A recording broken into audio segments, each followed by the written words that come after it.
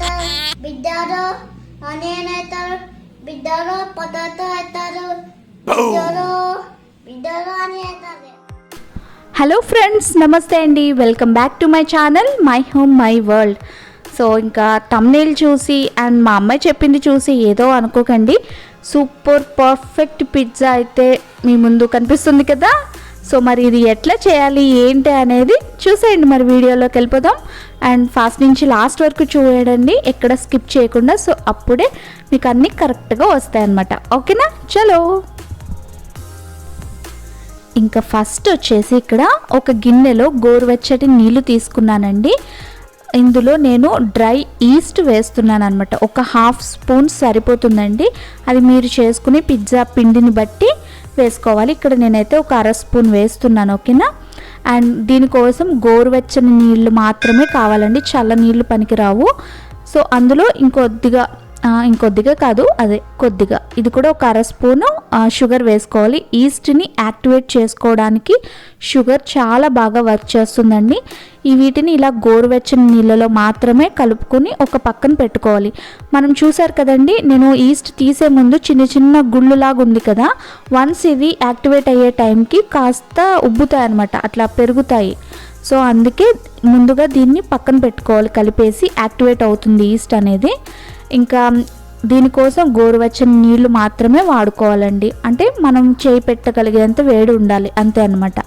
ఇంక ఇప్పుడు వచ్చేసి ఒక పెద్ద గిన్నెలో ఒక అర కేజీ ఉండే మైదా పిండి తీసుకున్నాను, అర కేజీ కొలత అనమాట. ఇందులో ఒక స్పూన్ సాల్ట్ వేసుకున్నాను. దీన్ని బాగా మిక్స్ చేసేసుకున్న తర్వాత ఇప్పుడు ఇంకా బటర్ వేసుకుంటున్నానండి. ఒక 1 స్పూన్ ఉంటుందన్నమాట బటర్ అనేది. యాక్చువల్గా మీరు రూమ్ టెంపరేచర్లో ఉన్నదైతే వేసుకోండి. ఇది నేను మర్చిపోయాను ఫ్రిడ్జ్లోంచి బయట పెట్టడము, సో అందుకే అట్లా ఉందన్నమాట. ఇంకా దాన్ని బాగా కలుపుకోవాలి కదా, సో అదే కలిపేస్తున్నాను అనమాట. ఇంకా చూసారా, మనకి ఈస్ట్ అంతా బాగా కలిసిపోయింది కదా వాటర్లో. ఇప్పుడు ఇంక ఈ వాటర్ని కొద్దిగా యాడ్ చేసుకుంటూ మనం పిండిలాగా కలుపుకోవాలన్నమాట. ఇప్పుడు మనం గోధుమ పిండి కలుపుతాం కదా చపాతీ పిండి కోసం, ఆ విధంగా కలుపుకోవాలి. కొద్దిగా యాడ్ చేసుకుంటూ బాగా మిక్స్ చేసుకోండి. ఓకేనా. సో చూసారు కదండి, నేనైతే ఈ విధంగా పిండిని బాగా మిక్స్ చేసేసుకున్నాను. మనకి చపాతీ పిండిని ఎలా కలుపుతామో ఆ విధంగా కలిపేసుకున్న తర్వాత ఇంకా దీన్ని బాగా మదాయించాలండి. ఒక్కటే గుర్తుపెట్టుకోండి, మీకు ఎవరి మీదైనా కోపం అట్లాంటి ఏమన్నా ఉంటే కనుక దీని మీద పెట్టేసి బాగా తీర్చుకోండి, బాగా చీల్చి చెండాడేయాలన్నమాట ఆ పిండిని శుభ్రంగా. సో అట్లా బాగా మదాయించిన తర్వాత ఇంకా దీనికి ఒక 2 అవర్స్ అయినా రెస్ట్ ఇచ్చేయాలండి. అండ్ ఇందులో గుర్తుపెట్టుకోవాల్సింది బాగా మదాయించుకోవాలి అండ్ ఈస్ట్ వాటర్ని కూడా గోరువెచ్చని నీటిలోనే కలుపుకోవాలి. సో ఇప్పుడు నేను దీన్ని ఇట్లా 2 అవర్స్ రెస్ట్ ఇచ్చేసాను అనమాట. ఇంకా 2 అవర్స్ తర్వాత చూసారా, నేను ఇంక ఇందులోకి ఏమన్నా వేసాను అనుకుంటున్నారేమో, ఏం వేయలేదండి. మనం ఈస్ట్ వేసాం కదా, సో ఇది ఇట్లా ఉబ్బుద్ది అనమాట. కాకపోతే అదంతా గాలే, కానీ కరెక్ట్గా అలా రావాలి. సో చూసారు కదా ఎంత పైకి పొంగినట్టు వచ్చిందో కదా. ఇంకా దీన్ని మళ్ళీ సేమ్ యాజ్ ఇట్ ఈజ్ దాన్ని ఒరిజినల్ పొజిషన్కి తెచ్చేయాలన్నమాట. ఇంకా దీన్ని మళ్ళీ మామూలుగా ఇట్లా బాగా గట్టిగా కొట్టామంటే నార్మల్గా అయిపోతుంది. చూసారు కదా ఎంతవరకు పొంగింది, ఇప్పుడు చూడండి ఎంత వచ్చిందో, అలా ఉంటుందన్నమాట. ఇంకా దీన్ని మళ్ళీ ఇంకొకసారి బాగా మదాయించేసుకొని పెట్టేసుకోవాలి. చూస్తున్నారు కదా, క్లిప్లో చూపిస్తున్న విధంగా చేయాలి. ఇంకా దీన్ని ఒక 2 పోర్షన్స్ కింద తీసుకుని, సో చూస్తున్నారు కదండి ఆ పిండిని నేను అట్లాగా ఫోల్డ్స్ లాగా చేస్తున్నాను. ఆ విధంగా బాగా మదాయించుకోవాలండి. ఎంత ఎక్కువగా ఇట్లా చేస్తే అంత బాగా వస్తుందన్నమాట. ఇంక ఇందులో నేను హాఫ్ తీసుకున్నాను పిండిలో.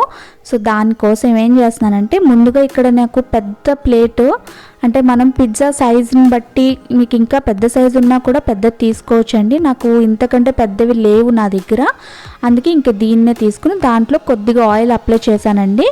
ఇంకా పిండిని ఈ విధంగా రౌండ్గా రోల్ చేసుకుంటూ రావాలన్నమాట. పిజ్జా మనకి ఎట్లా ఎంత సైజు కావాలి అంత సైజు మనం రోల్ చేసుకుంటూ రావచ్చు. అండ్ ఇంకొక ఇంపార్టెంట్ విషయం ఏంటంటే, మీకు ఇది పల్చగా ఉన్నా పర్వాలేదండి, పిండి మరీ పల్చగా ఉండకూడదు, మరీ లావుగా దల్సరిగా కూడా ఉండకూడదు అనమాట. ఆ విధంగా ఉండాలి. ఎందుకంటే ఇది వన్స్ మనకి బేక్ అయిన తర్వాత పొంగుతుందండి, అందుకోసమే ముందే చెప్తున్నాను అనమాట. సో ఇంకా ఇక్కడ నేను నాకు కావాల్సిన షేపు ఎంత సైజ్ కావాలో అంత పెట్టేసిన తర్వాత దాన్ని నేను పిజ్జా బేస్ మీదకి తిప్పి పెట్టేశాను అనమాట. ఎందుకంటే దీని మీద పిజ్జా బేస్ మీదే కనుక మనం పిండిని ఇలా ఒత్తేసామంటే ఇది నాకు ఇక్కడ హోల్స్ లాగా ఉంది కదండి, అది అందులోకి పడిపోతుంది అనమాట. అందుకే నేను అట్లా వేరే ప్లేట్లో పెట్టాను. ఇంక ఇప్పుడు వచ్చేసి నేను ఇది ఆల్రెడీ చూపించాను కదా, ఈ రోలర్ తోటి ఇట్లా హోల్స్ పెట్టుకుంటున్నానండి. సో దీనికోసం అని రోలరే ఉండాల్సిన అవసరం లేదు, ఫోర్క్స్తో కూడా గుచ్చుకోవచ్చు. ఇంక ఇప్పుడు వచ్చేసి ఫస్ట్ మెయిన్గా పిజ్జా సాస్ని అప్లై చేస్తున్నాను. మొత్తం బేస్ మీద అంతా బాగా అప్లై చేసుకోవాలండి. చూస్తున్నారు కదా, ఇట్లా మనకి ఎంత కావాలో అంతా తీసుకుని మొత్తం అంతా అప్లై చేసుకోవాలి. ఇంక ఇప్పుడు వెజిటబుల్స్ వేస్తున్నాను. ఫస్ట్ అయితే క్యాప్సికమ్ని ఈ విధంగా కట్ చేసుకున్నాను. అండ్ నెక్స్ట్ వచ్చేసి టొమాటోస్ కూడా వేస్తున్నాను. టొమాటోస్ ఇదే విధంగా కట్ చేయాలని ఏం లేదు, మీకు ఎలా కావాలంటే మరి చిన్న ముక్కలు కాకుండా కాస్త పెద్దగా ఉండే విధంగా కట్ చేసుకుంటే సరిపోతుంది. అలాగే ఆనియన్స్ అనమాట, ఆనియన్ పీసెస్ కూడా వేసుకుంటున్నానండి. ఇంకా మీ దగ్గర ఇంకా ఏమన్నా వెజిటబుల్స్, పన్నీర్ వేసుకోవచ్చు, పన్నీర్ పిజ్జా అనమాట, మష్రూమ్స్ వేసుకోవచ్చు, అట్లాగా చికెన్ కూడా వేసుకోవచ్చు, చికెన్ పిజ్జా. ఇంకొకసారి నేను చికెన్ పిజ్జా కూడా చూపిస్తానండి తప్పకుండా. ఇంకెప్పుడు వచ్చేసి స్వీట్ కార్న్ వేస్తున్నాను అనమాట, నాకు చాలా ఇష్టం స్వీట్ కార్న్ అయితే. సో ఇంకా అది వేస్తున్నాను. ఇంక ఇప్పుడు చిల్లీ ఫ్లేక్స్ కూడా వేస్తున్నానండి. వన్స్ మనం పిజ్జా తినేటప్పుడు కూడా వేసుకోవచ్చు, బట్ ఇప్పుడు కూడా వేసుకోవచ్చు. ఇంక ఇక్కడ నేను ఓవెన్ని 200 degreesలో ప్రీ హీట్ చేస్తున్నాను అనమాట. నార్మల్గా కేక్స్ వాటిని బేక్ చేయడానికి 180 degrees అట్లా సరిపోతుందండి, బట్ పిజ్జా అయితే 200 and 220 అట్లా ప్రీ హీట్ చేయాలన్నమాట. ఇంకా ఫైనల్గా మై ఫేవరెట్ చీజ్ వేస్తున్నానండి. బాగా తురిమేసిన తర్వాత చీజ్ మీకు ఎంత కావాలంటే అంత వేసుకోవచ్చు. అండ్ యాక్చువల్గా ఇంకా ఇట్లానే కాకుండా డబల్ చీజ్ పిజ్జా కూడా వేసుకోవచ్చు. సో ఈ విధంగా పైన పిజ్జా మొత్తం టాపింగ్స్ అన్నీ అరేంజ్ చేసాక ఓవెన్ ప్రీ హీట్ అయిపోయింది కదా, ఇంక ఇందులో నేను లోయర్ ర్యాక్ పెట్టేసి పిజ్జా బేస్ పెట్టేశానండి. ఇంకా ఇట్లా పెట్టేసిన తర్వాత దీన్ని ఒక 20 minutes కన్వెక్షన్ మోడ్లో 20 minutes బేక్ చేసుకోవాలి పిజ్జాని. చూద్దాం 20 minutes తర్వాత ఎట్లా వచ్చిందనేది. ఓకేనా?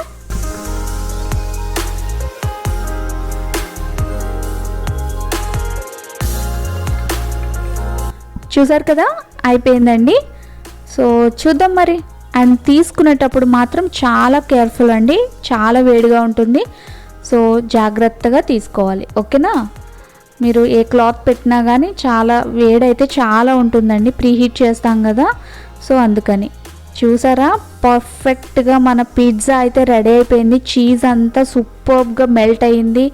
అండ్ ఇప్పుడు నేను పిజ్జా కట్టర్ తోటి కట్ చేస్తున్నాను. మీరే చూడండి ఎంత బాగా వచ్చిందంటే, నేను చెప్పడం కాదండి, నిజంగానే పిజ్జా తిని నేను సంవత్సరం అయ్యిందండి కరోనా వల్ల. కాకపోతే ఇప్పుడు నిజంగా ఆ బెంగే తీరిపోయింది అసలు. అబ్బా, నాకు పిజ్జా వచ్చేసిందో అనిపించింది. సో ఇంకెందుకు ఆలస్యం, మరి రెసిపీ ఎట్లా చేయాలో తెలిసిపోయింది కదా. మీరు కూడా తప్పకుండా ట్రై చేయండి, మీకు కూడా గ్యారంటీగా నచ్చుతుంది, నాది హామీ. ఓకే, సో మరి మీరు కూడా తప్పకుండా ట్రై చేసి నాకు కామెంట్ సెక్షన్లో చెప్పండి. ఓకే, మరి వీడియో మీకు నచ్చితే ప్లీజ్ తప్పకుండా లైక్ చేయండి, షేర్ చేయండి, కామెంట్ చేయండి, అండ్ నా ఛానల్ని సబ్స్క్రైబ్ చేసుకోండి. Thank you for watching. మళ్ళీ ఇంకొక మంచి రెసిపీతో మిమ్మల్ని కలుస్తా. Okay, bye bye.